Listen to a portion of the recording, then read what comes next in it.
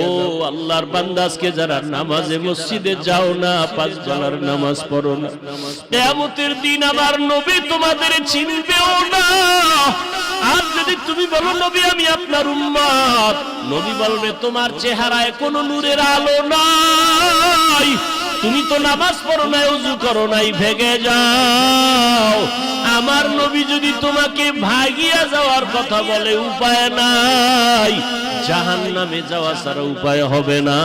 এই জাহান্নামের আযাবের ভয়ে যদি নবীরা কাঁদতে পারেন বেগুনাহ হইয়া, সাহাবায়ে কেরাম যদি কাঁদতে পারেন, ওমরে ফারুক যদি কান্না করতে পারেন, তাবেঈনরা যদি কান্না করতে পারেন, তুমি আমি জীবনে তো ভালো আমল করতেই পারি নাই, তোমার আমার কত কান্না করা উচিত। ও আল্লাহর বান্দা, এখনো সময় আছে, তওবা করে নাও। জীবনে তো নামাজ কম ছাড়ো নাই, বেপরদায় কম চলো নাই, মা বাবার সাথে বেয়াদবি কম করো নাই, আলেম ওলামাদের বিরোধিতা কম করো নাই।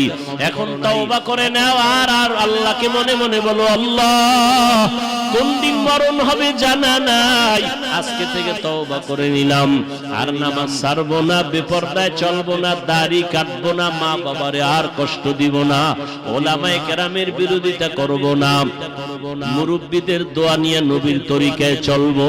তওবা করার মতো যদি নিয়ত হয়, নবীর আদর্শ মেনে জীবনটা চালাইবা, যদি অন্তর তৈরি হয়, মুনাফিকি না থাকে, খাঁটি তওবার নিয়ত যাদের আছে, দুটো হাত আমার আল্লাহকে দেখায় দাও।